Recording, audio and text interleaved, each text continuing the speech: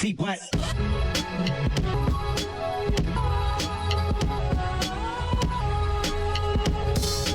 Boom, boom, boom, boom. Turn on this little light. It adds a little something. Okay. So cute. I'm so excited, Tabria. Oh my god. I'm serious. This is well, so I cool. love that. I love that. I'm keeping that in for everyone who's listening, and if you can see us. Obviously, this is not Mindy this week. We totally forgot to say last week that Mindy's not going to be here.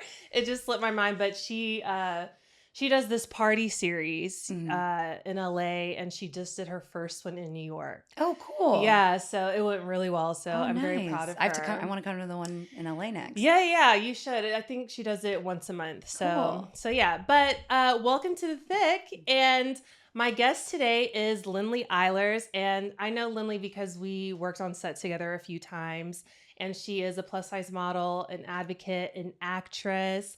Question: when I was thinking about saying actor and actress, do they use the feminine anymore, or is it just actor for everybody? I kind of just say actor just for everyone, but yeah. I feel like I never hear women refer to themselves as actress, so that's why I was like, think it's just extra syllables, right? Yeah. Actor works well, great. actor, and I just saw your Deadline article for this new movie that you're going to be in, called Best Friend Forever. Yeah, Best Friends Forever. Yeah, Best Friends Forever. Yeah. I actually auditioned for this project about a year ago and was in final callbacks for one of the main parts. Didn't get it, but the team was like, we'll keep her in mind for future stuff, which people always say, but seldom does it happen. And then a couple months ago, my reps got a call and were like, hey, we're actually doing reshoots and we'd love for Lynley to be part of our cold open. So you may or may not see me in the beginning of the film. Yeah. That's amazing. Really cool. Yeah. I love that. I mean, TV and film, I feel like it's way more fickle than modeling.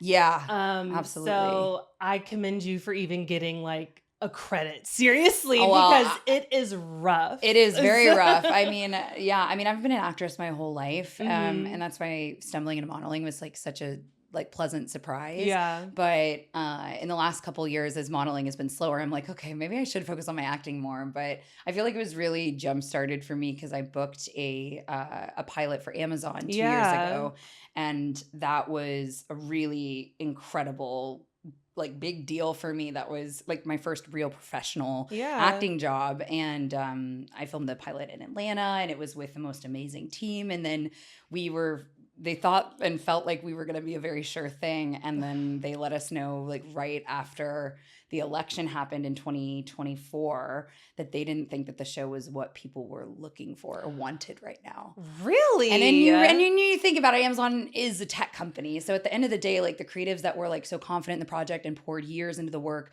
with the creators of my show, it's really, really unfortunate that it came down to that. I really do think that the project, honestly, even a year later or a year prior, I think it was a timing thing, unfortunately. But yeah, it was it was about high school marching band. It was but the crazy thing that I mourn mostly for my community and for myself is the fact that my character was the leading lady. I was the main girl, and I had two romantic interests kind of fighting over me, and my part had nothing to do with my weight.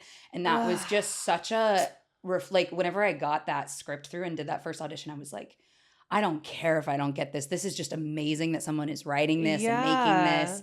And so I was so excited for my first professional job to also be something that really represented what I stood for, because everything I'm trying to do as an actress is really just challenge expectations for what a leading lady looks like. I'm not I am a leading lady. I'm, I'm not a side character. Yeah. So I really am not interested in kind of meek and stereotypical fat girl parts. I really want to show people I am a romantic love interest, and I can be all of these things, even though I don't necessarily look at, and I can bring the goods. I can act, seriously. I definitely, it's definitely a sad thing, but I got great reps from it, and I get to audition for cool things, but it's hard because once that momentum dies out, it's okay, I'm kind of back to square one. And it's harder than ever in the acting world because, there's so fewer things being made. There's such a misconception that because of streaming, that there's so much more. It's more access at our fingertips, but there's actually not more projects being made. And so we're seeing A-list, B-list actors lowering themselves to TV, which I've been a TV girl my entire life. I love television. But traditionally, like, TV was looked down upon as serious actors, like movie stars. Of course, but that's where the money is now. But now it's like people like me and my peers that are like up and coming and younger, more undiscovered actors, or like kind of slowly working actors. We're competing with big names that we won't ever stand a chance against. Right. So it's hard. It can really be discouraging, but that's exactly why. Any chance I'm actually producing my first feature film right now. Oh, that's amazing. Yeah, and I'm also working with all of my friends. We literally just filmed a no budget short film on Wednesday. We all just wanted to get together and make something, and we have this local shorts festival coming up, and we're like, great, let's do it. Yeah, do it. So that's why I feel like I feel like I can take the power back into our own hands by just making things ourselves. And I think it's inspiring seeing like young and scrappy filmmakers kind of get these amazing opportunities. So I think that we're entering kind of a new like phase of I agree. Industry. I especially think with the success of Obsession and Backrooms. Exactly. And granted, like they had like money, $1 million budget, which is not a lot though. No, it's really, really not. But I feel like the industry is kind of experiencing a subtle renaissance right now. Absolutely. I think people are realizing I think as an actress, I was really and it's funny because as a model, my perception of social media, and I worried about it hindering me as being taken seriously as an actress. And what we've seen in the last couple of years is incredible talent being able to showcase themselves on social media and use that as a tool to further their careers. Absolutely. And so I'm frustrated myself for not realizing this sooner, but now I'm kind of having this approach. I'm like, oh, this is an opportunity and like a stage for me to practice my craft and express myself and use it as, and if I already have a following, it's like use that to try and gain that trajectory towards my like larger goals. You know what I mean? And it's really cool to see like Curry Barker was making like sketch videos on literally on YouTube. And so, my fiance is an incredible writer, and I'm like, let's start making the sketches in the bits that we do all the time. Let's just put them on camera. So that's kind of something I'm excited to start working on. But, it's cool because it kind of democratizes the access to distribution in a way. Like it allows everyone kind of equal footing to present their work and equal footing to potentially get a lot of eyes on it, which is really nice because that hasn't existed really in the past. Yeah. And people are like crowdfunding movies so they can actually get a little bit of budget to do it because filming is so expensive and people don't realize how expensive it is. So to actually produce a short that's like worth watching, it had a lot of passion has to go into it. Everybody's working for free. You're just doing any little thing you can to get it made. Absolutely. We literally were scouting locations for this, again, no budget, meaning I think all in we probably made this whole thing for under like $500. I mean, that's amazing. Yeah. But we, we're trying to find a location. It ended up working out that we were able to film at our buddy's house, which was like totally kismet and free. Yeah. And we loved that.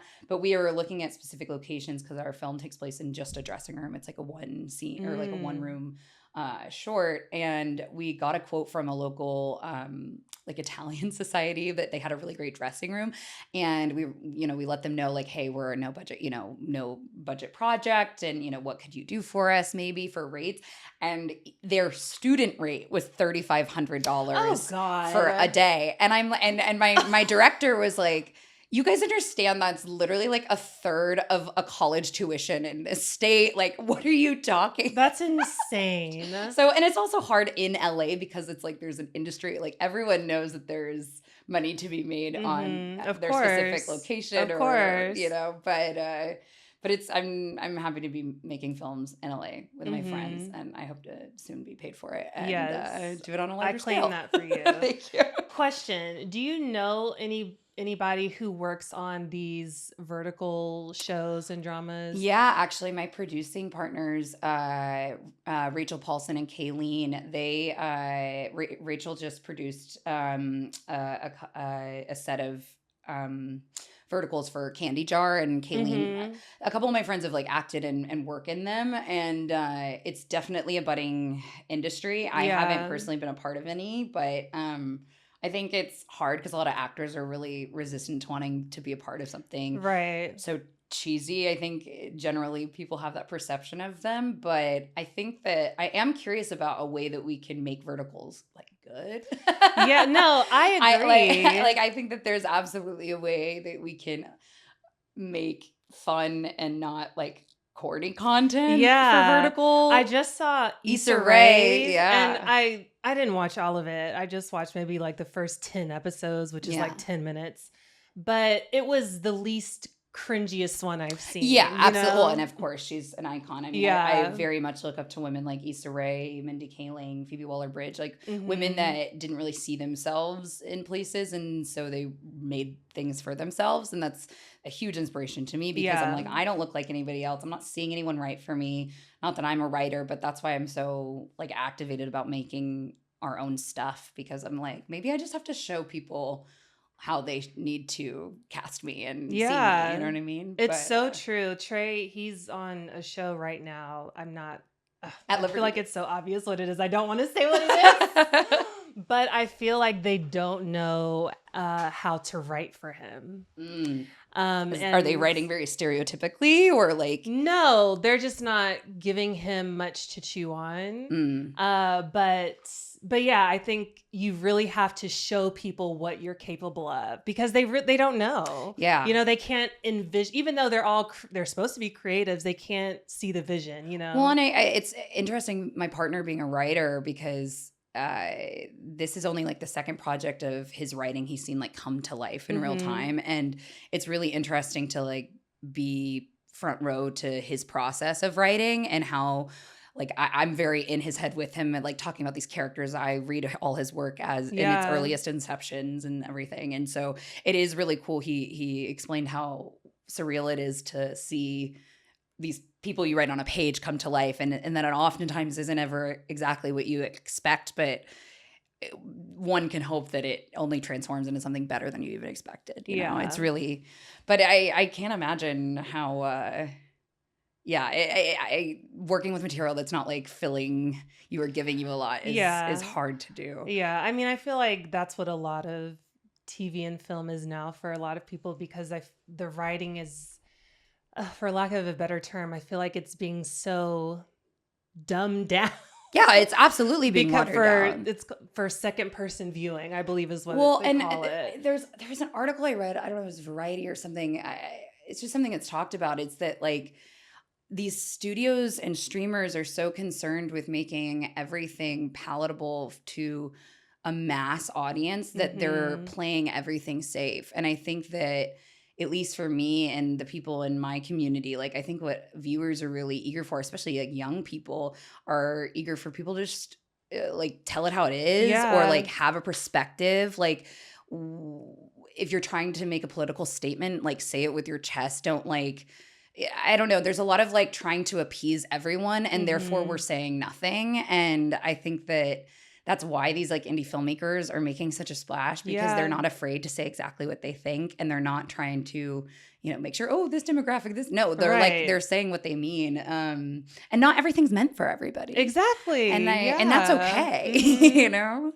Yeah. Yeah. Well, I could talk about this stuff forever, all day, especially like just getting little insight from Trey. But just to give anyone any encouragement, and maybe even you, I don't know, but he's been at it for 10 years. And a little over 10 years, and is just now starting to get his footing and, you know, getting callbacks and getting offers. So it's a long game. It is. It's very long game. It's not for the faint of heart. It's not for the weak. And the thing that, I mean, I've wanted to be an actor since I literally had consciousness. Like it's been in me since the time I was a little girl. So it's always been my guiding light. And like the thing is, I've always seen my life that way, and now I'm just like at peace for it's gonna happen when it's gonna happen. And I think the biggest thing is just not giving up if you want it that bad and you believe in yourself. So it's I don't, if it happens tomorrow, amazing. If it happens in 10 or 20 years, amazing. But like I like to say I have a sickness. We all have a sickness. Like I can't do anything else with my life. I love it so much. So if it means I've got to scrape by and just keep doing it, I'm gonna do it. Yeah, I love that. And every actor I meet, they're so passionate about what they do, and I really admire that. I think I think to a lot of people it seems like a silly thing, but I think acting feels like very like meant for me, mainly because I'm a very emotional person and I have all this stuff overflowing and I don't know what to do with it. And I'm like, oh, like my sensitivities and my empathy, I'm like, I can use that and channel that to like embody other people. Absolutely. So it's a really rewarding thing. Yeah. Well, Lynley and I are going to get into the plus size industry and the state of it and the decline and all the other things later on. I'm going to go through the news really quick. And I told Lynley she didn't have to be here for this part because guests that we've had previously, we just skipped the news section, you know, but I like to keep our audience abreast of what's going on. I love it. And I love that you are down to be a part of it. So I'm just going to speed through everything that's happening this week, and then we'll get into the episode. So first thing was that there's new data that dropped since the ACA subsidies expired. That's the Affordable Care Act, better known as Obamacare. They expired January 1st this year, and we have statistics about how many people have dropped their insurance as a result. And it's a little over 3 million people that have dropped completely because premiums are getting more expensive and people can't afford insurance. No, I barely can. Yeah. Do you have SAG insurance? No, I don't have SAG insurance. Had my show gone, I probably would have joined the union. But at this point, unfortunately, even if you are SAG qualifying for your insurance, is really hard. You have to do like X amount of SAG projects a year and things like that. So I pay out of pocket for my insurance, and it's an arm and a leg because of all of my. May I ask how much it is? I think it's like $650. That's exactly how much mine is. It's absolutely ungodly. And right now, as a young woman trying to get out of debt, seriously, like a hustler, like that is the difference between. It's just significant. Like if I didn't have that level of that expense, it would really alleviate a lot for me. Absolutely, absolutely, and that's something that it naturally comes up in conversation when I'm on set all the time, which is so telling. Because it's just something that's on people's minds, and it's such a strain in everyone's finances. It's why I've always felt so strongly that there should be a union for models. I know this is like an echo chamber for us models, but a lot of people don't know that we're like one of the only working people in America that can take up to 90 days to get paid. Literally. Like they're paying us on layaway. Like Yes. So that kind of stuff, especially because models are typically young women, like there's, I think, a lot of protections and conversations that need to be had. But I'm tired of waiting 90 days for my checks. Same. It's rough out here for the models. I know it seems like it's all roses and butterflies. We'll get into it. Yeah. Okay. So the largest bipartisan federal housing bill just passed in Congress last week, which it's a win. It expedites housing construction, expands supply and financing. This is the thing that I don't like. It limits large institutional investors from buying more than 350 properties. And I'm like, 350? Like, we couldn't get that. That's so many. Like, what are we talking about? I guess, it passed overwhelmingly in Congress, and that's good. It's sitting on Trump's desk to sign. He refuses to sign it into law, though, because he says he needs the SAVE Act to pass, which is the new voter registration bill, which is requiring you to have a passport, your birth certificate. But essentially, to limit mail-in ballots. It would keep a lot of married women from really being able to vote if you don't have. Yeah, it's like you need your birth certificate to match your voter registration, and married women that take their partner's last. Yeah. Right, exactly. So yeah, we'll see if he just refuses to sign it. I know the limitations for things like this that happen. I think he has 10 days to sign it, and then Congress can come in and override it, or it's like some technicalities in there, but whatever, he's not signing it because of the SAVE Act. Anyway, updates on the Iran war. Last week, we know the peace deal, the memorandum of understanding, was in play until Israel attacked Lebanon, because that was a part of the whole deal. Well, things are not any better this week. Iran fired on a ship in Kuwait. The U.S. responded. Iran responded to them. The U.S. fired back. So this fragile ceasefire it's not even in play anymore at this point. Mind you, the House passed a new war powers resolution that would have made Trump halt, is the word that they use, halt the war in Iran, which was great. Yeah. They had, I think it was like 4 Republicans that voted with Democrats to get this passed. Well, Trump was like, no, He made a few phone calls and probably threatened a few people. And I didn't even know, like, once a bill passed, you could just vote on it again. What? Yes, so they voted on it for a second time, like a couple days later, and now the war. Once you vote, isn't it locked? Like what? That's what I thought, but apparently you can bring it to the table again. I guess crazy. So. Child, I can't with him. Netanyahu reiterated this week that Israel is not beholden to the peace memorandum and that they will remain in Lebanon as long as it takes. I cannot stand that man. It's annoying. Like, gas was finally coming down and then this all happened. Oh my gosh. I saw one in my neighborhood that was like $7.29 at one point. That's insane. I know. I'm like, my friends in Texas are complaining about seeing it up to like 3, 4. I'm like, y'all don't even know. Literally. I mean, we have an electric car, but I'm always just so aware of gas prices. But I looked the other day and I was like, oh, it's only $5.69. And you're like, that's a deal. That's a deal. That's insane. It cost me over $100 to fill my car. Girl, that's crazy. It's really nuts. Yeah. I know. Yeah. I mean, there's literally no ending in sight for that. Okay, this story really grinded my gears. So last year on July 4th, there were a group of activists that held a protest at Prairieland ICE detention center in Alvarado, Texas. It was like a noise demonstration is what they called it. They set off fireworks and one person brought an AR-15, shot an officer in the shoulder. The officer survived. Their trial just happened. All 9 of them were convicted. And the sentencing for this is absolutely insane. The lowest amount that someone got was 30 years. And the highest that the guy who shot the officer, he got 100 years in federal prison for protesting outside of an ICE detention center. I'm going to compare this to January 6th, mind you. Child. Numerous officers were assaulted and injured at the Capitol. It was a coordinated effort that was planned beforehand, instigated by Trump, mind you. Their sentences range from 30 days to 22 years, compared to 30 years to 100 years. And even worse, Trump commuted all their sentences.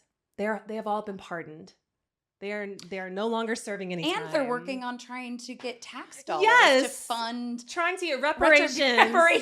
Oh, now y'all want to talk about reparations. Literally. I'm just like, what are we doing? And everybody is in an uproar about this. And the reason that their sentences are so extreme is because they're being labeled as terrorists, because they are a part of Antifa, the far left extremist movement out to get conservatives. Mind you, Antifa is not a nationally recognized organization. It does not have an official leader or members. And it just means anti-fascist. That is all it means. If that is the case, literally everybody on the left is a part of Antifa because we oppose this fascist regime. Like it. Yeah. I cannot believe this. It's so crazy. And I know they're going to appeal. The prosecution said they are. And I really, really hope that they're able to. It really puts things into perspective. Like, I don't know about you, but like I attend protests like regularly in LA. And it's just, if you really think about it, like you're going to protest an ICE detention center. I'm literally from Texas, which is like, feels like a scarlet letter these days. Yeah, I just think about the fact, like, that could be any one of us, any one of our friends. Like, they weren't doing anything violent. And meanwhile, I can't. Oh, gosh. It's crazy. There was somebody who wasn't even at the protest. They weren't even there. They got 30 years in prison. Weren't even there. It's so scary. It's insane. Our First Amendment rights, gone, basically. Gone. So, yeah. That's all I'm going to cover this week. There's so much that happens every week, and I really have to like mitigate what I'm going to talk about. And you know what? It's also part of their strategy. It's part of their strategy. It's to overflood all of us, to overwhelm us with all these different things that we can't focus on one thing, and then we get fatigued and feel, disempowered. And it's all part of it. So we have to keep the faith and stay informed. And that's why it's great that Tabria does things like this to keep us all in the know. Well, that's why we put a little bit of good news after. Okay, let's get just to try and lighten, add some levity. Lord, I need it. Okay. But in New Orleans, they had the first man in Louisiana, first person, period. But his name is Daniel Cressy. He's 23 years old, and he was functionally cured of sickle cell disease through gene therapy. That's so amazing. yeah, I thought that was amazing. That is. And I think cervical cancer is essentially like non-existent, virtually non-existent because of the HPV vaccine. Oh my gosh, that's amazing. Yeah. Hey, I got that Gardasil when I was 14. Okay, And I took that seriously. Yeah. So wow, that's amazing. progress in science. This is why we need research to be funded so we can keep especially advancing for these women's things. health. Yes. Especially for women's health. Absolutely. And y'all know I don't cover pop culture on here. That's Mindy's thing. But the thing that happened the day after we recorded last week was Clive Davis died. And oh my God, Mindy and I could do a whole episode on Clive Davis. If you don't know who he is responsible for a lot of people's careers, reviving them, their downfall and deaths even. I am of the belief that he is. Oh. But he, most notably, his biggest discovery was Whitney Houston. And they seemed like they were super close her whole life. And he was even the godfather to her daughter, Bobby Christina.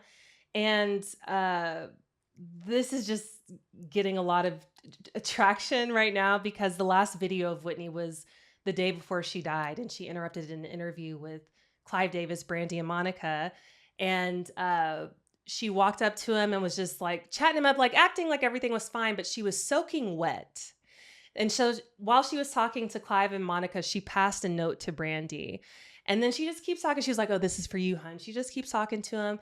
And Brandy opens the note and like looks uncomfortable and confused. And Whitney is like, her hair is wet, her clothes are wet. And she said that she goes swimming like 2 hours a day and she just came from swimming. So people are speculating like, the next day she died by suicide, quote unquote, in the bathtub. And they're like, did somebody try to drown her before this happened? And she was trying to like warn Brandy, like, I need help. And so everybody is on Brandy's head right now. Like, what the fuck did the note say? This man is dead. Oh my gosh. Yes, it's crazy. I hadn't heard about all this. That's wild. It's wild. And I mean, everybody says like he's the reason that she died broke. She died in debt. I mean, it's a tale as old as time, unfortunately. Yeah. And Diddy was like his protege. It's like so many things. But I can't. We could literally do a whole episode on that. And we may one day. Ooh. Yeah. I'd listen. Okay. All right. So let's get into the topic today. I've been wanting to have this conversation with somebody who is a fellow plus size model. And Mindy and I, we've touched on this here and there before, but I'm glad that I have you on to discuss this. I don't know if any of you might have seen, Lynley had a video that went viral last year where she spoke about this exact thing, about plus size modeling on the decline and how it's affecting herself and all of our peers. So I really wanted to delve into it today. And I wanted to start first with, how did you get into modeling? Yeah, so again, like I said before, I have always been an actor, so I was always very comfortable on stage and eventually in front of the camera. And I moved to New York when I was 19, and it was right around then. Really? You did New York first? Yeah. Oh, okay. Yeah. I went to school for musical theater I at love Boston that. Conservatory for a year. I'm a recovering musical theater major.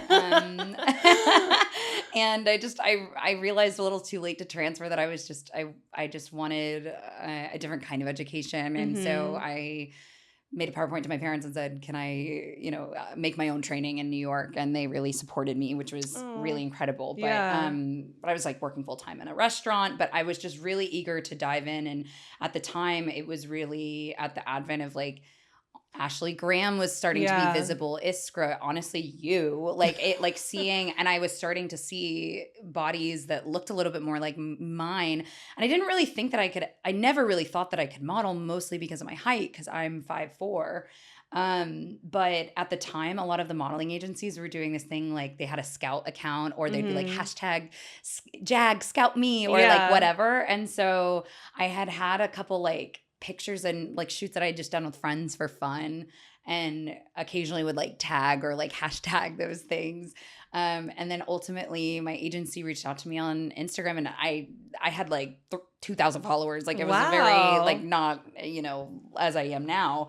And they asked if I was repped and brought me in, and they were like, look, because of your height, we don't know if you'll really work, but we'd love to try. Yeah. And they signed me. So I signed with True Model Management, a nice boutique agency, which is a really great way to start my career because I felt like I got a lot more hands-on attention and was able to really develop. And they were so great to me. And I didn't really work the entire first year I was signed. So I say that to like remind people, because a lot of people are like, oh, I'm not doing anything, or like even like just getting signed feels like the biggest feat. And then you're like, whoo. So I did one unpaid shoot. It was more in exchange for the photos for like a brand that was like friends with my agent. And it was my first job, and that designer ended up getting featured in the back of UK Vogue, like in the back section. So literally my very first modeling job was featured in the back of UK Vogue. And it came out the very first time I was ever in Europe. I was in the UK, and I was able to go, and like the first time I had ever been out of the northern America and got to see it. So that felt like very kismet and very like a good omen. Like, this is what I'm meant to do. Yeah. So I just started working at the very beginning of 2020. I had a couple jobs. That designer that was my first job, she gave me all of her like tickets to different fashion shows. She was in Paris and was like, hey, do you want to go to all these events for me? And I was like, yes. I was like, I'm such a baby. I'm like new to this industry. I don't really know anybody, but I was like, yeah. And then COVID happened. So it was like a wild thing, but I got really lucky, and my work started picking up in the winter of 2020. I got reached out to by natural models in LA. And from then I went from working like 4 survival jobs and barely modeling to full-time modeling like within a year. That's amazing. Crazy. Yeah. But I was also, I do think a lot of it had to do with timing, because this was also like at the very pinnacle upswing, I feel like, of inclusion and body diversity. Yeah. And had it not been that time, I don't know if it would have happened that way. I don't think it at all would have happened like that if it was today. No. Timing is everything with jobs like this, for sure. And I think whenever I hear that people want to be a model, I'm always like, okay, do you understand what that means? What comes with that? You probably are not going to work your first year. Yeah. I remember my first job that I booked, it was like a few months after I had signed. It was with Kohl's. I feel like, Kohl's is like one of the first clients you work for in LA. They're in the Midwest, but I was so excited, and they pay for your flight and your accommodations, but you have to pay up front, and they reimburse you on the back end. And I didn't have the money to do that. So had to ask some family, okay, hey, I borrowed this money, I'll pay you back.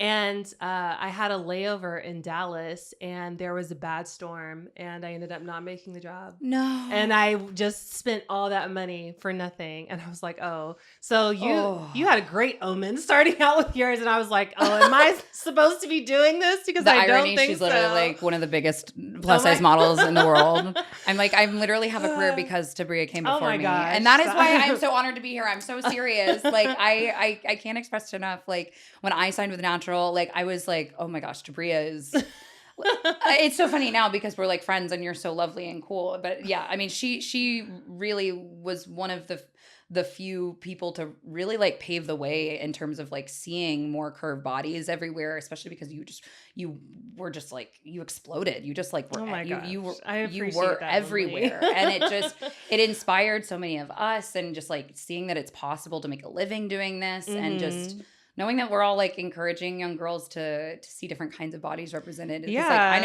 I'm sure I can speak for you too, that like that's all we needed when we were girls.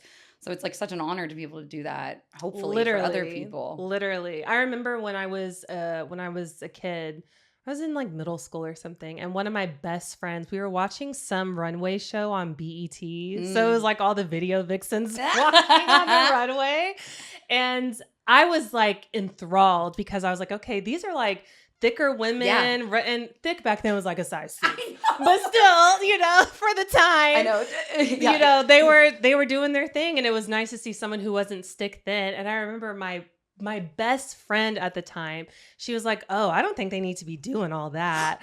And I was like, "Girl, what? They look incredible, like muscular and just like I was so taken aback, but that is the mindset that everybody had back then." Oh my God, I remember when fat ass was an insult.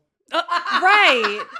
When J-Lo had the fattest ass on the planet, and I was looking back, I'm like, what is this? Like, what's this? They clearly never seen ours. Right. Like, what is going on?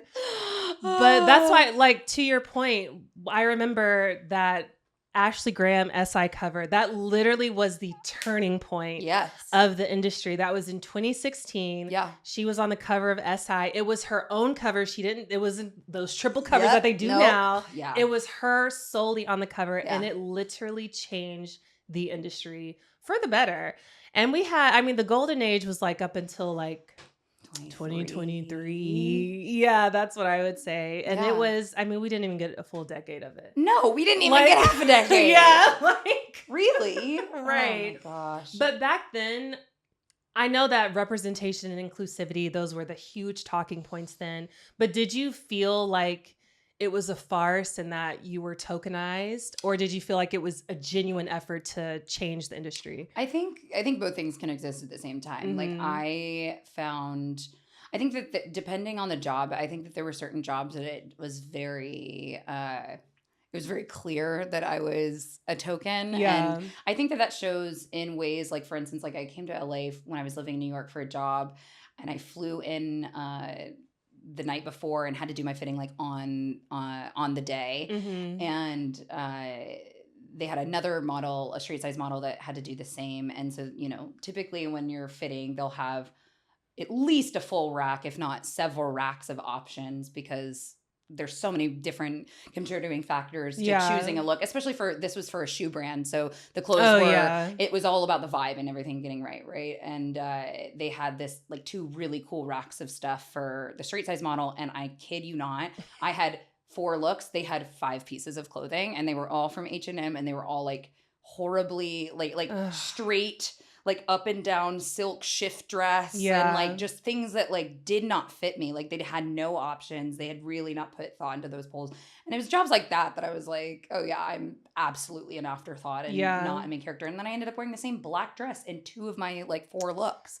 And that is like if I see like Paloma is one of my icons, but I swear to God, if I see her, Ashley Graham, in another black dress for a designer on the runway, I'm gonna lose my mind. Literally. I'm like, these women can bring it, and they also like Paloma has the best style. She's one of my like, personal style. Like, I have an affinity with her style just because we have a similar build. We're both kind of shorter and curvier, so I'm like, I love me a little midi skirt, ballet flats, tank top, you know.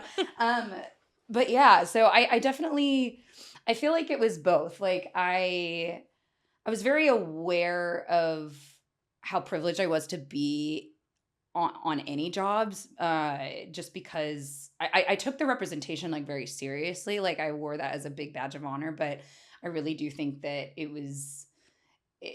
it's weird because I was very like aware of that, but also aware that at the end of the day, I'm a model and I'm modeling for corporations, and corporations don't necessarily always have like genuine intent. Like at the end of the day, most corporations only care about the bottom dollar. And I understand that I am a cog in that wheel of, you know, the capitalist machine. So, but when you're working with good and kind people that treat you with care and respect as an artist, as a creative, and then just as a person, that makes it all better. But it really varied, I feel like. But overall, I just felt really empowered because I had felt the need to shrink myself for so long. And in the theater world, I was being told you either need to like lose a bunch of weight to be a leading lady, or you just need to be this character actor and like fit into these boxes. And then I got signed as a model, and they were like, hey, you're actually like perfect exactly how you are. And it was kind of like rewarding to, at my largest, I've struggled with my weight my whole life, but like at my largest, I was working the most. Yeah. And that was, and to this day, that means a lot to me. And I think that just reminded me that I don't have to change myself to be successful. And even though that was a different time and like a moment, I still carry that with me very much, that I refuse to change myself to succeed. Yeah, I feel the exact same way, because at my heaviest pre-baby, I'll say, I was working all the time. Like, and when people say like you're a full-time model, it means you can sustain yourself. Yeah. It doesn't mean like you're necessarily working 5 days a week. You're absolutely on set. Not. Yes. Absolutely not. Like me at my like probably like my top earning year, like my as a full-time model, because I was pretty much only like full-time like modeling, my only income for like 5 years until the last couple years of things I've had to start taking on other work and stuff. But for me, I always like everyone's normal is different. Like for me, at even my best, like the most I was working was like maybe 3-4 times a month. And that was a lot for me.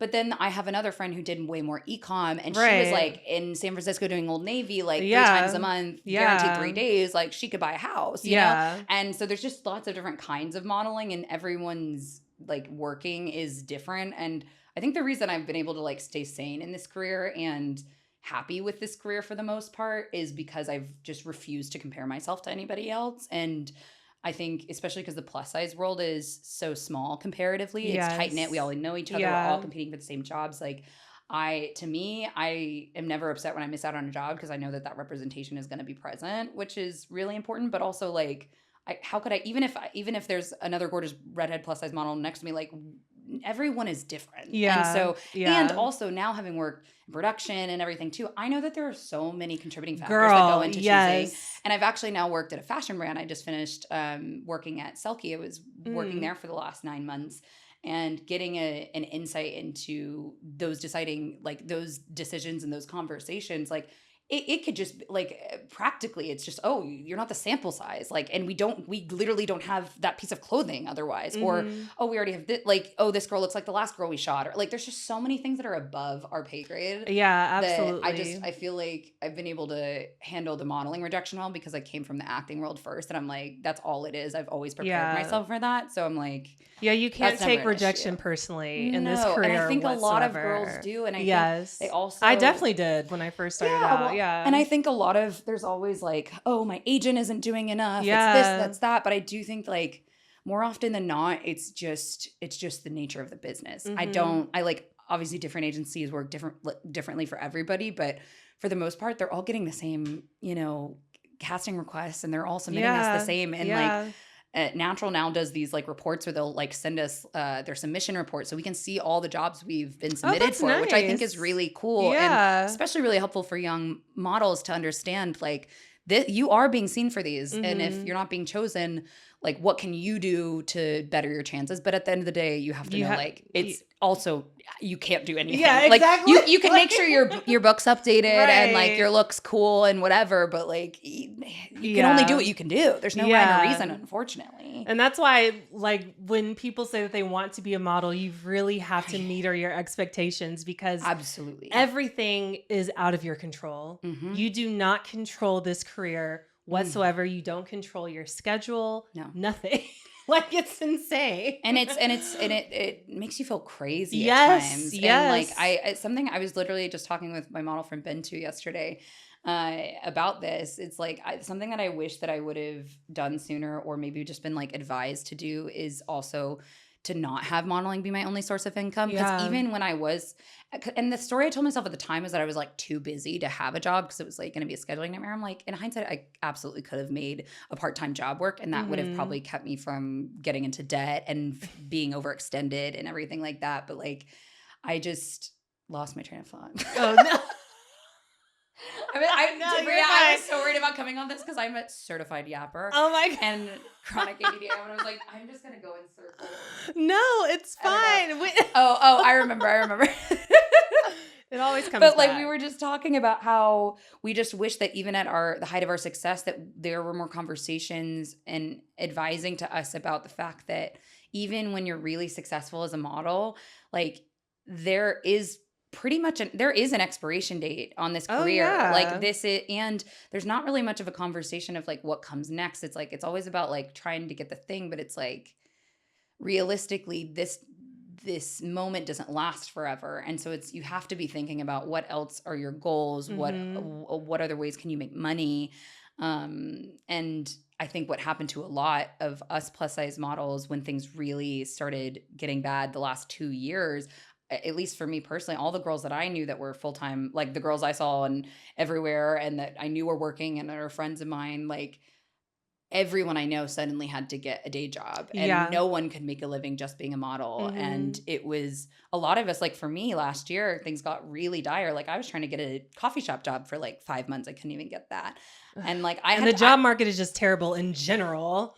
Try getting a service industry job in Los Angeles. It is so competitive. Impossible. Yeah. Even though I have experience in that. But like a lot of girls I know were just like, I don't have any real job experience. Yeah. Like me, I left college after 1 year. I don't have a degree. I was just like, oh, what have I been doing this whole time? Like I have nothing to show for the last several years of my life on paper, really. It was really scary. So I had to really kind of reevaluate and go back to square one. And yeah, it was hard. So I remember during 2020, ironically, that was probably 2018 to 2022, those were my busiest years. And I was on set 5 days a week, every single week, sometimes 6 days a week. Wow. Like during COVID, Lynley, I was on set. Who were you working for all the time? Well, like that? The thing was nobody could shoot because it was COVID. I lived in a house. I turned my garage into a studio. My roommate was a photographer. We were working, girl. No breaks. You guys were shooting everything for these brands? They were shipping us courier servicing everything, all the clothes and shit to my house. And it would just be us two steaming, did my own hair and makeup on my little backdrop in my garage. I had the lights. She had we had everything, it was just a little studio. And we made it work that way. But I remember I never said no to jobs, ever. I never took vacations because I was scared. When you take a vacation, you get booked. I remember I booked. Absolutely. Yes, I booked or you a get vacation. Your nails painted and you get booked. Literally. And you're like, this just happened to me. You got to change it. I remember Trey and I booked a European vacation. We were going to get tattoos together. It was so cute. And I got booked on a campaign. And I was contemplating like back and forth. Okay, don't just go on the vacation. And I canceled it. And I took the job instead. And I regret that so much. But my roundabout way of saying, my agent always asks me, Tabria, do you need a break? Do you, you're working a lot. Like she's my favorite agent, Nikki. She's in Australia now. Yeah, she was so amazing. But I was like, no, because I know there's going to come a time where I would kill to be on set this much. Yeah. And I never thought that it would be because just the industry is just dead. I thought it would be because I aged out. Yeah. That's literally what I thought. Yeah. And I never even had the foresight. That all the opportunities would just disappear forever. Yeah, literally. I had no idea that's what was going to happen. Yeah. But for me, the change that I noticed, because it was like a gradual shift for me, and I want to get your opinion too, was when I didn't have any robes in my size on set. Girl, I literally... this was something I was so annoyed by in the beginning of my career that I literally, all my friends in New York will know that I was like, I'm going to start a plus size robe brand. Seriously, and we're going to get them in the hotels, all of the shoots should happen and all these things. Oh God. Yeah. That drives me. I've worked with plus size brands that don't even have that's crazy. That's shameful. But that's when I kind of noticed like, okay, nobody has a robe that fits me on set anymore. What the fuck is going on? And I feel like that was I didn't realize it at the moment, but that was when I noticed, okay, things are changing. Yeah. Something is afoot here. Was it a gradual moment for you too? Or was there like one moment where you thought, this is not normal? In terms of like the slow decline, yes, or slow or sudden. I think for me, I've had a hard time like pinpointing exactly when I noticed it slowing down. But for me, because my work had been, because this was 4. So yeah, 2023 was probably like one of my best years. And then beginning of 2024, things were slower.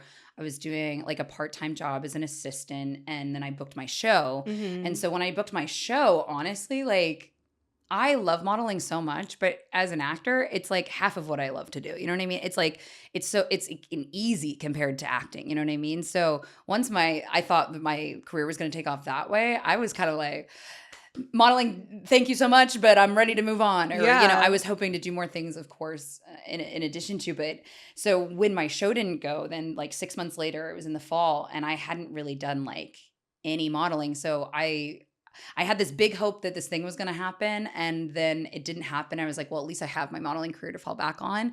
And then it wasn't there. Mm-hmm. And I started working at a cafe. I was a barista, and I was just grinding. And yeah, I just feel like it was around that time that everything just, and then 2024, 25 was just absolutely, I've made more money this year up in this point than I did for like a year and a half of that time. My agent literally just told me that, and I was like, yeah, it felt like that. Yeah.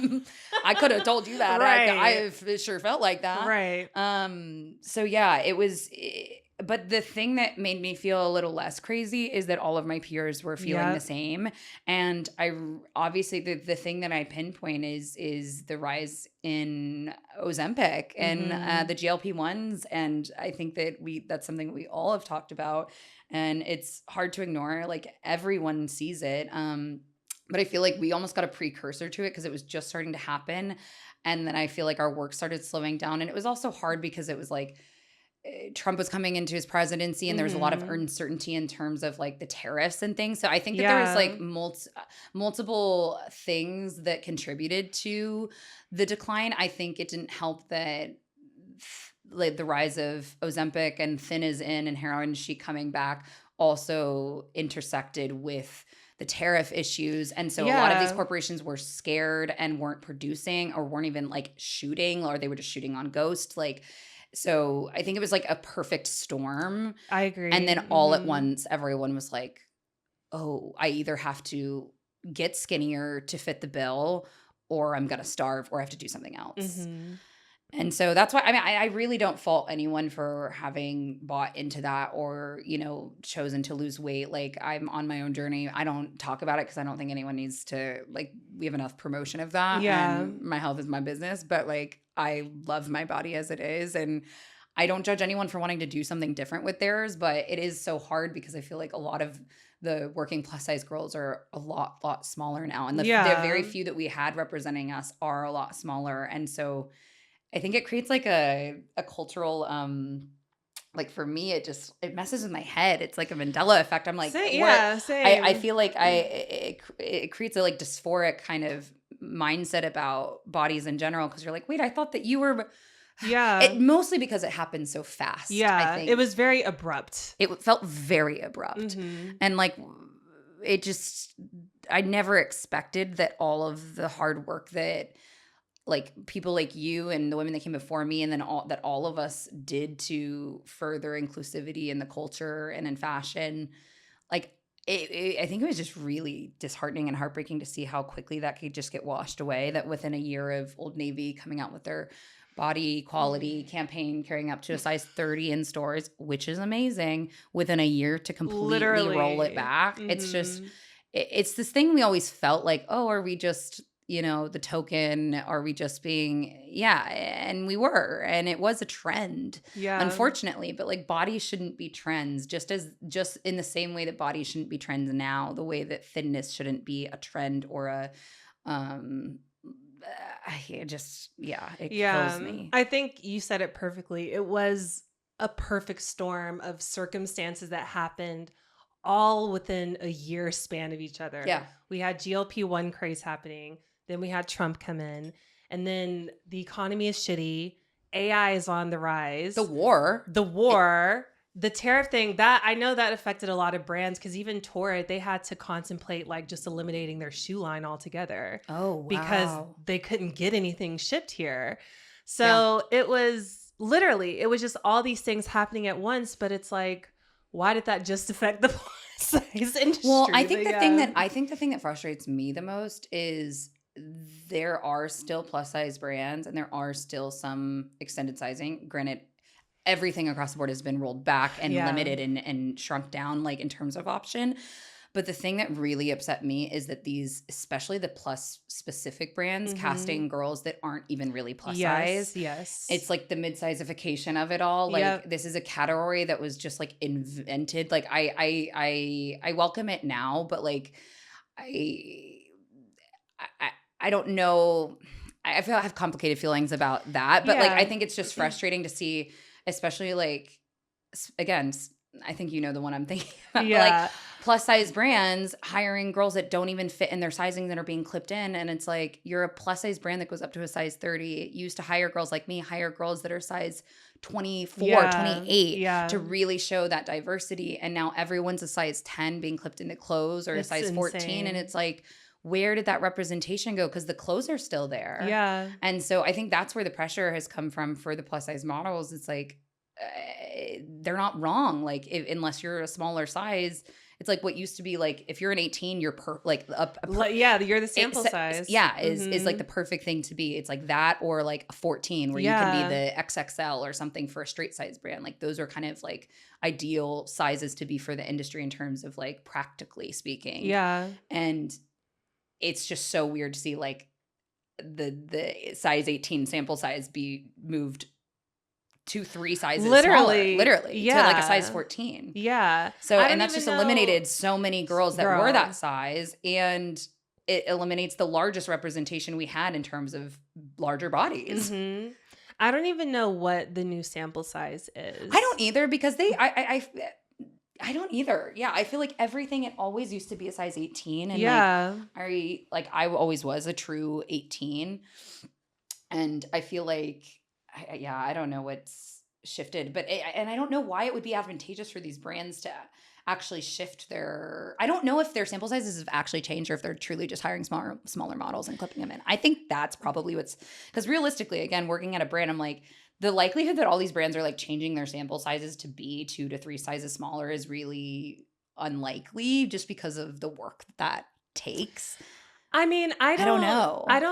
I know a few fit models, and even their work has dried up. Really? For the fit models. So maybe it has. Yeah. And for those who don't know, fit models are the girls who go in and the clothes are literally fit on their body. They are the perfect measurements that the brand is looking for to accommodate the sizing. So even those models are not getting as much work anymore because the brands aren't accommodating at all. And those models are typically the most the busiest, well-paid, consistent working girls, because think about the fact that you had to be the same measurements all the time. Stressful. Not for me, but they're in there day in, day out working with those brands, and that's crazy. Wow. Yeah. So, and I feel like you were saying, mid-size is kind of the new quote unquote inclusive size now. And I don't even know what mid-size is anymore. I don't. But it's like I really kind of detested the whole thing in the first place, because I'm just like, why do we need another categorization to be? It's like you're plus size or you fit into straight size. Yeah. But I do understand the plight of the girls that really are in those in between, and that's why I think that I've come kind of back around. I think it's a very fair label, and I think it's a good signifier. But I think there's such a misconception on the internet about what mid-size is, and let me tell you here, and I had a couple of videos I went off about this on, because and people in the comments are just so ridiculous.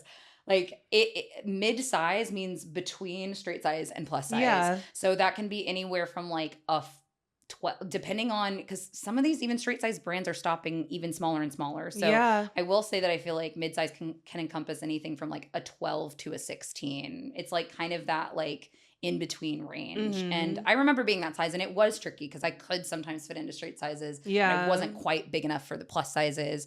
And I will say, because plus size specific brands, like the garments are literally, there's a difference between an 18 and an 18W. Yes, so exactly. Like the scale and the patterns are quite literally different. So I understand that that's like, that can be a hard like window to be in, but people being like, you're a size 6, you're mid-size. I'm like, where? Why do we have to label ourselves my gosh? Yeah. People just want to be attached to a plate, I think. I think that's the thing that like pissed me off about it is like I felt like some people that were smaller were just wanting to like attach themselves to some kind of like plate, I guess. Yeah. Like I don't know. Oh, I've thought about doing an episode on that, like people just wanting to play the victim, because I think that plays into so many other things. But we'll digress. Back to the GLP-1 conversation. Look, I don't want to make a thing of it. And people can do whatever they want, obviously. But I hate that girls have felt pressured. And I know I've spoken to them firsthand. Agents are pressuring them to lose weight again. That was never a conversation during the body positivity movement. Never. And even I'm hearing that for the straight size models, they're pressuring them to be smaller too. Oh, I know like top runway models. I know the lore from them, and like they're taking Ozempic and GLP-1s to maintain. Like it's really, I think GLP-1s are made for literally people like me that have PCOS and have struggled with their weight and have these other things. And I think it is an amazing medical advancement and tool. But the mass marketing of it and the way that our culture has normalized its use is specifically for people that it is not meant for is so scary and dangerous, mostly because of the slippery slope that it allows for eating disorders. And I feel like, again, we worked our community worked so hard for our representation because we grew up only seeing like heroin chic and then like you weren't beautiful unless your hip bones popped out. And like we're back to a place that is so regressive, but it's worse because for these, especially these young kids, it's like there's the internet. So they're seeing firsthand people's really toxic, volatile opinions, eating disorder behavior. Like I saw an article that said like something up to like 40%. It was like study shows that like around 40% of GLP-1 users are misusing it with eating, like, or have eating disorders. It's like, no kidding. Like it's a horrible, evil, amazing tool for that. You know what I mean? Because it completely silences your hunger cues. And it's just, I'm so worried about young people and just women in general, not just women, all people that are feeling that pressure. And I see it affects my straight size friends. I see it honestly affect my non-plus size friends more than us, because it's like it's almost like they've always been marked safe because they're not plus size, and now it's like everyone's fat, you know, like everyone's being called fat or bigger, and like just because you're not rail thin. And that's such a volatile thing that I thought we worked so hard to get past, and I feel like we're just one step forward, 3,000 steps back, you know? That's why I feel like when we see, we've talked about this before, so I won't name any names, but when we see celebrities and influencers who are like on the verge or are anorexic, it's not a big deal because that is literally being normalized right in front of us.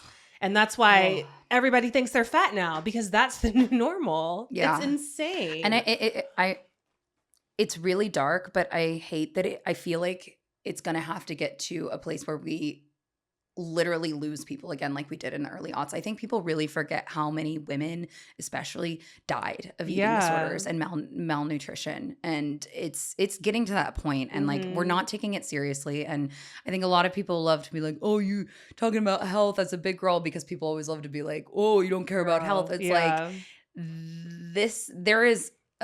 these are very, very different things. And it's just really sad to see. And I want young girls to know that, I just want everyone to know that they're perfect the way that they are. And like, I don't know, there's such a freedom. Like being a plus size girl I feel so blessed that I got bigger. I didn't grow up plus size. I was always thicker than everyone else, and I was told I was fat even though I wasn't. So like I had that on me, you know, but I feel so honored, honestly, that I've had to like learn what it's like to move through the world in a bigger body, because it's taught me how to really, it's like the further you get from like societal norms of beauty, the freer you are, because you realize you're like, oh, this is just a social construct truly. Yes. And it's not real. And I feel like I've been very liberated from that pressure because I know that I am not what everyone thinks is beautiful or right or healthy or whatever, but I know what I'm worth, and I know I'm more than all of those things, but I also know all this is great, Yeah, exactly. and the people that love me and cherish me love those things about me. It's literally paying my bills. So, like you can talk all day long. Yeah. But so, yeah, I don't know. I also want people to realize that GLP-1s aren't around to help us. They just want to make money. I think it's slated to be like $1 trillion industry by 2030. Yeah. It's insane how much money they're making. Serena Williams' husband. Girl. Yeah, like we could. It's all about money. It's all about money. It's all about money. And women are easier to control when they're thin and frail and can't fight back. Mm-hmm. Exactly. The anti-blackness, anti-fatness is so tied to the rising conservatism, and I'm sure a lot of us have seen discourse on that. But yeah, I'm glad you said that, because I don't know if I've ever vocalized this out loud, but I've always felt that the only time I've ever felt really thin is when I was pregnant, because I feel like as a thin woman, you would feel so vulnerable. Like somebody could easily take advantage of you. That's just me. Obviously, I've never lived that life, so I don't know. And that's how I felt when I was pregnant. I felt so vulnerable. Like somebody could just easily, I'm not as agile as I normally am. But I don't know. And I'm also hyper paranoid, so I'm always thinking somebody's around the corner to get me. But that's something I always felt like. I don't know. Why is it that it has to be, you want to be as skinny as possible and not as strong as possible? You know what I'm saying? And I think that's where the shift should lie. It's like we should all, if the conversation's really about health, then we should be focused on strength. Really, yeah. Because our world is crumbling. We need to be ready. The revolution is coming. Okay. But like for me, like and we need to be strong to continue to live our lives, to lift up our babies, to run, down the road. I don't know. Like, yeah, that is for me always my goal with my health is strength first. Yeah. And I think like it doesn't seem like a very prolific thing for her to say. Hillary Duff came out and was like, I stronger over thin. And it's like, that like blew so many people's minds, even though that is like absolutely elementary school basics for like the stuff that we've been trying to do and talk about for so long. But I'm like, if a thinner woman can come out and say that and people will listen, amazing. Because that is a better alternative to thin being the end all be all. You know what I mean? Yeah. And as someone that like did so many diets, I lost like 30 pounds in high school doing like a protein shake diet and all that kind of stuff. I never felt more insecure than when I was obsessing over my weight and trying to be thinner and dieting and all of those things. It only made me more self-conscious. It's like a horrible cyclical cycle. Like if you don't love the skin you're in now, losing weight is not going to change that. Yeah. And that is why I made it my mission to try and accept myself and embrace myself the way that I am at all sizes, because we're going to age. Those titties going to sag, honey. Like this is not forever. We have to like find peace in ourselves and know that like the focus on our external looks and selling us, and it's ironic because we're models, we sell you clothes, but like all of these things exist for us to just sell you something. And these corporations and these GLP-1s, they just prey on our insecurities. And I think the more that we remind ourselves that that's the why, that we can begin to just deconstruct exactly like why this has such a like chokehold over us as a culture. Yeah, beautifully stated. Thank you. Yes. And there is such a fine line between obsessing and, just trying to correct, obsessing and correction, and I felt that in my own weight loss journey.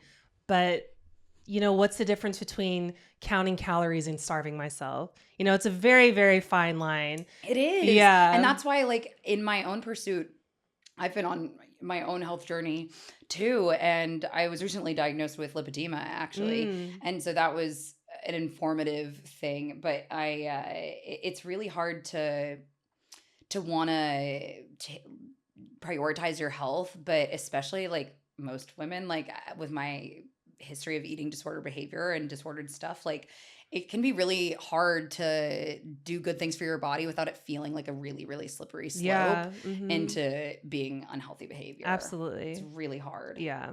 Well, I want to know, I know you touched on it a little before, but what does modeling look like for you nowadays? Yeah. So, lately, the last 6 months have actually gotten a lot busier for me. That's awesome. Enough that I felt comfortable to leave this day job I've had. So I've done, like I said, I've made more money this year than I did for like a year and a half, which is great. But that really just means like a job here and there, maybe if I'm lucky, a couple close together or something. But I've been doing a little bit more beauty and hair campaigns than I've done before, which like I always thought I would do more of that because my height I thought would be more of an impediment for me. But I never really did a bunch of hair and makeup and beauty work, and so I'm really happy to be doing that just because it's really fun. Yeah, I was always wanting to do, to be in Sephora and doing it in the beautiful like, because when you're modeling clothes, you're mostly wearing like less makeup than you would normally wear. Yeah. And I don't know if y'all have seen the plus size clothes out there, but they're usually not cute. Yeah, they're not. Viewing. Please help us, or someone give us money so we can make the clothes. But yeah, so doing like beauty work just is really fun to feel like glammed up and everything. Yeah. I just I did a campaign for Rare Beauty and that's so cool. And I did work with them over a year ago, and that work just came out when I just worked with them, so that was really cool for me. I work with Target really often. They're a tried and true. And for me, like their longest time, that was like my biggest dream, which was so funny because I had like done Italian Vanity Fair with Madonna, and I was like, I actually just want to be in Target. Oh my God.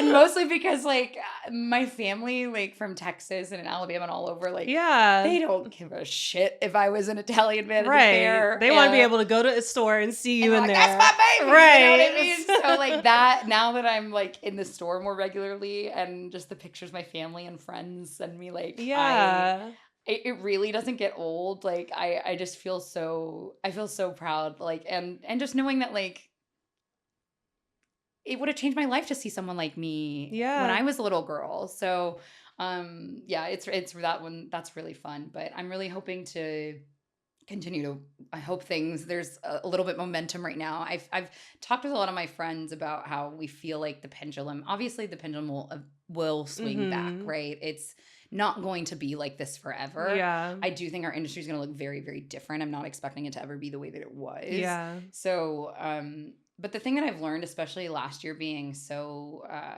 desolate, and it really like took a toll on me personally, because it was just like going from like career high to absolute career low was such a like gut punch, but it really challenged me to kind of renegotiate my perspective of this career. And now I have a much more like grounded, gracious kind of perspective of like, any job could be my last. That can be dark, but I'm trying to just be more present and enjoy it and be so much more grateful. Not that I ever took it for granted before, but when I was working a lot, it was easy to be like, oh yeah, that. Yeah. And then I was, absolutely on my bottom dollar and being like, wow. Like when I hadn't had work for a long time and I was working minimum wage and doing like 4 different jobs last summer, and like me and my man were contemplating leaving LA because we were truly like had no money at a certain point, and it was so scary and dire. And then a 3,000 job comes in, which is like a pretty average normal rate. But I was working like 2 jobs and barely not even getting that. Right. And that like completely shifted my perspective and reminded me of how privileged this world is. And so I'm just trying to do everything in my power to like keep the momentum up. And that means I'm like testing more and doing more shoots. It's really unfortunate, but like when you get new photos, people be booking you more. It does make a difference. Yeah. So it is an investment, but it's one like, if you pay $1,000 for a test shoot, but you book $3,000 job, it pays for itself in one go if you think about it that way. So for sure. Just trying to like keep the momentum and also I'm starting to try and do more social media stuff. I've been so resistant to it for so long, again, because I thought that it would hinder me from being taken seriously as an actress. And now I realize that that's just kind of like a futile mindset. And honestly, all of my friends were like, you're leaving money on the table, girl. Yeah. And so many models are also influencers and do those kinds of things. And not that for me, it's more of a means to an end. I'm ready to just like whore myself out until I get out of credit card debt, frankly. I'm also getting married next year, so congrats! So I'm trying to pay for a wedding. I'm trying to get out of. I'm trying to go into marriage debt free. Yeah. Me and my man really, really want to be parents, but at this point, I don't know when that's going to happen. Depending on because kids are so expensive. Yeah. And life is. That's expensive. why we're one and done.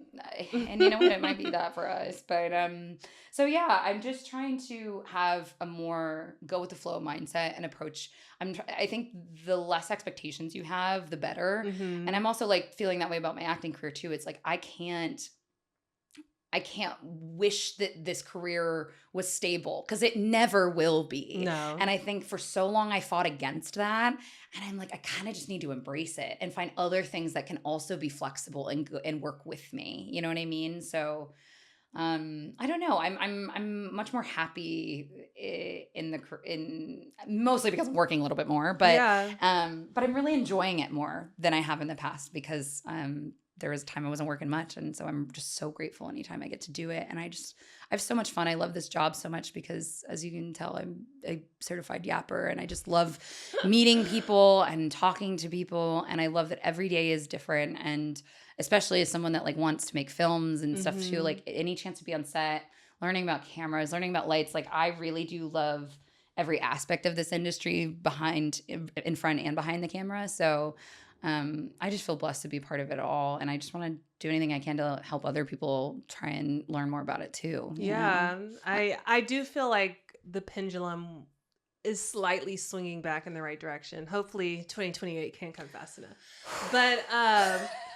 But I know a lot of my modeling friends, peers, I know it's dry for them right now. In the summer, the summer is always kind of slow. So that's a little hard, but ironically, I just went freelance. And so you're not repped anymore? Mm-mm. Oh my gosh. And I was very apprehensive about it, but I just felt like it would be right for me. I wouldn't necessarily recommend this for most models. I feel like you have to be you're very seasoned and you're very established all on your own. Like you are a brand in and of yourself because of the career you've built. So that makes sense for you. Don't try this at home though. Yeah, kids, I would not. This is not for everyone. This is Tabria Majors, everyone. I wouldn't recommend. But I've surprisingly gotten a little busier. After You're lying. No. Well, and I'm not saying that's on an agent or anything, but just having personal relationships and just reaching out on a personal level, because a lot of brands just they hate dealing with agents. They have to. Yeah, but if they can cut an agent out, they will. They will. It's really interesting to hear. I mean, like any industry, modeling and film and TV, it's all relationships. Like the reason that you are asked back. Like I had such a great experience working with Dolce Vita on their first White Calf boot camp. Yeah, I remember that. And I loved their team, and I just really got on with all of their girls. And like we keep up on social media, and they asked me back for the second year of that campaign. Yeah. And I felt so like just those kinds of things. Like they didn't have to ask me back to do that. Like I think they did it because they liked me. I think. Seriously. Hopefully I so Jews, but like people want to work with people that they like to be around, and they're easy to be around, and they're fun. And it's like obviously you need to be able to like get the shot and do the work, but like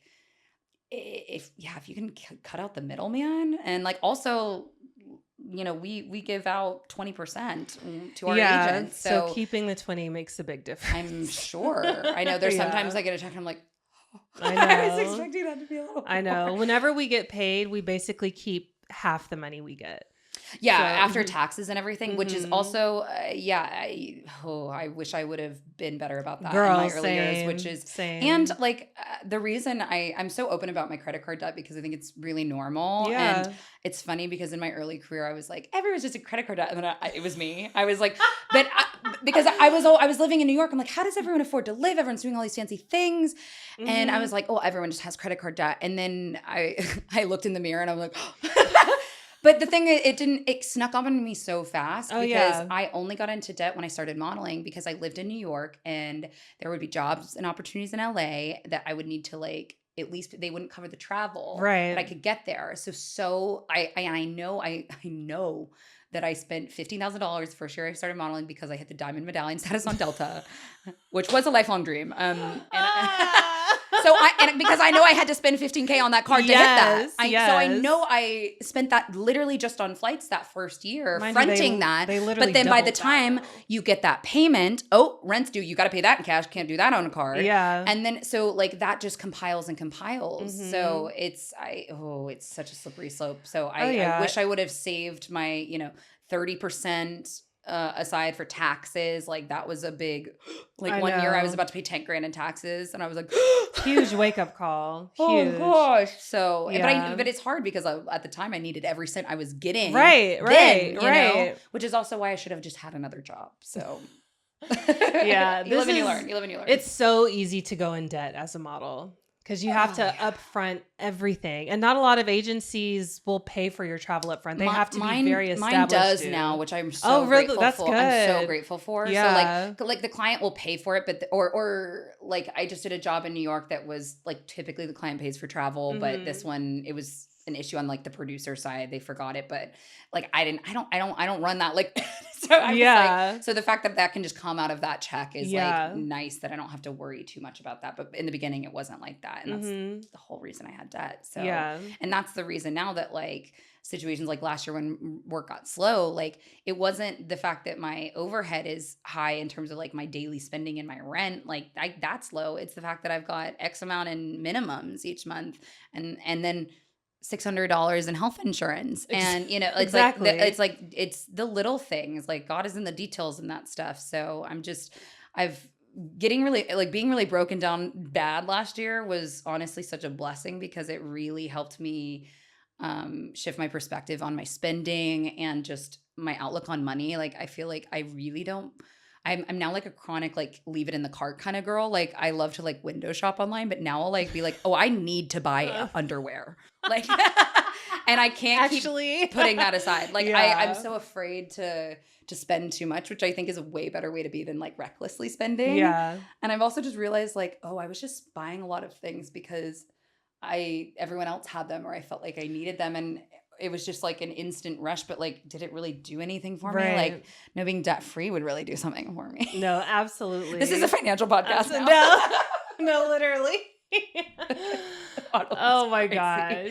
Well, in closing, what advice do you have for any aspiring plus models out there? Oh, that's that's a hard one.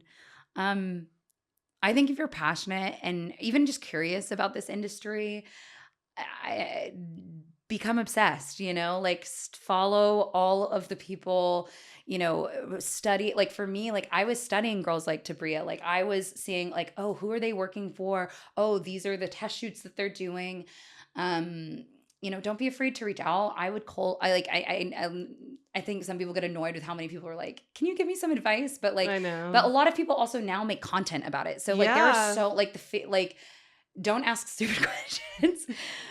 Let me start from the beginning. Any I'm like, this is going the way I thought.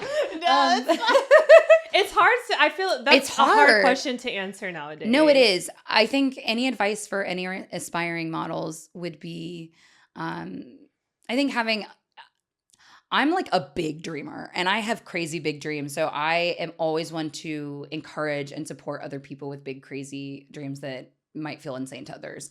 But I do think it's really important to be realistic about the industry that you're trying to enter into. And like everything that Tabria and I have said now is our industry is in a really fragile state and in a really odd time period. And so I think just managing your expectations about what success looks like is important. Mm-hmm. But if you want to do this, you can do it. And when I wanted to start modeling, I literally just any chance I got, I was reaching out to, I was cold DMing photographers, any other like that. That is such an underrated thing. Like even to this day, I'm always finding new and cool people to work with, stylists, or do you want to do a creative together? Like my biggest advice is get in front of the camera because you're never you can't be good at something unless you work at that. And I think the more you're comfortable in front of the camera, the more you're confident in front of the camera, like that really does shine through.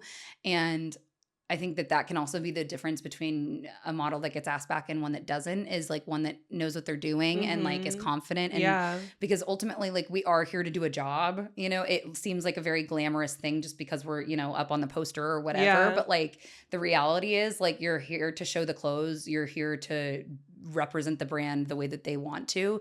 So you have to be really like malleable and moldable and flexible and easy to work with. But you also like have to be able to get the shot, and ideally quickly. So the way that you do that is just by practicing. And that can be like truly on your iPhone. That can be a self timer. That can just be with your friend practicing. But that camera clicks way faster than you expect. So I always recommend to models to take a dance class if you're not from like a dance background, because frankly, when I'm modeling, I'm really just dancing. Yeah, there's a rhythm. And I think that's why it came easy to me, because I grew up dancing, and so that camera is click, click, click, click, click. So you're really constantly moving. It's really way more fluid than you would ever think. So doing that, I think, I think for anyone in general, follow people that don't look like you and see all the beauty of our world and the kinds of different models. And it'll remind you that, you know, you don't need to compare yourself. Like, there's beauty in everyone. And there's not like there's no linear success in this industry. No, not and at all. You have to just decide like why you want to do it too, I think, because it is really painful. This industry is not for the weak of heart, and not for the faint of heart. And I think that you have to really like want it and be curious about why you want to do it. And if it just is like this fun thing, that's even better, honestly. Like, if you have a more lighthearted approach to it, I think that can make things more fun. But at the end of the day, I do this because it is fun. And we get to play dress up and feel beautiful and just hang out and yap and take pictures. So it can feel so like dire, but it is just like, we are just taking pictures at the end of the day. So literally, like, don't kill yourself over that. That would be my advice too, is to know your why of why you're getting into this industry. It's not a job to make money. No. It's not a job to feel glamorous. I know, looks can be deceiving, but just think about why modeling is something that you want to do. It's something that I just totally fell into, and then gradually became, I feel like the label advocate was like put onto me before I even really I think that they were throwing that on any of us big girls just because we were living and existing happy. But I tried to live up to the moment. But even now, as I'm getting older and still modeling, that's kind of my why of why I still do it. Just to have more representation, obviously, for plus size women, young girls, but for older women too. I just feel like there's always such an attack. We touched on it earlier, like aging is inevitable, and it's such an attack on how we feel as we age, and men don't have the same pressure. Not at all. Do. They're rewarded for it. Yeah. And I've always said, I'm going to model as long as somebody books me. Absolutely. I'm just going to milk it for oh my God, of course. Worth. Well, and honestly, we've seen like what's so interesting about the decline in plus size representation is like on the runway, we've seen in many recent seasons a definite uptick in more age diversity. I agree. Yeah. Which is really cool. And I think that that's amazing. Now, can we marry those two things together? Yeah. That's what I would love to see. Yeah. And like, plus size representation kind of like matching that, but I think it's really awesome because I think like Pamela Anderson coming to the forefront, makeup free, is just like aging naturally is a beautiful thing. And that aging is a beautiful thing. It's like a sign of a life lived, Yeah. And like Lynley said, this isn't a linear career. Everybody's career looks different. So even if it's not print or fashion modeling, fit modeling is a great way to get your foot in the door. Even trying like a commercial acting route, like getting a talent agent and doing things like that. You never know. And content creation is such a huge opportunity for everybody nowadays. So I say just throw paint at the wall and try everything. Don't be afraid to put yourself out there. Yeah. Like my first modeling job was a local vintage thrift store in Austin that I really loved. And I was like, well, if you ever need someone to like model your clothes, I literally found the pictures the other day and I'm like, who was I? And I think they like maybe gave me 2 free pieces of clothing, but those were like, that was practice for me. And they were cool pictures. And, like, don't be afraid to put yourself out there. Like, you don't get anywhere with, I've never been afraid to tell people what I do and what I'm trying to do. I think some people can feel embarrassed or like you're trying to sell people things, but like I always make it clear when I'm modeling, I'm like, I'm also an actress. Like, don't forget it. Or, you know, like if you want to do something, before I had my career had even taken off, like I was telling people I was a model. And a lot of people have mixed feelings about that, but I'm like, you have to tell people what you are trying to do. Exactly. And just be unafraid. Like ask for what you want. Most of the time people will say yes. Yes. I mean, to this day, J-Lo says she's a singer, so have the same audacity.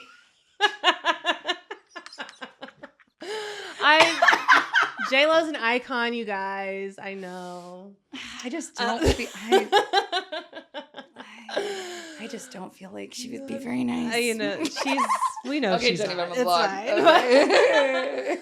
But Lynley, thank you so much for coming on. I love this conversation. I love you. You're amazing to work with and just be around. Thank you so much, So I'm going to put everything in the description on the screen, but please tell people where they can find you. Yes, you can find me at Lynley Eilers on Instagram, TikTok.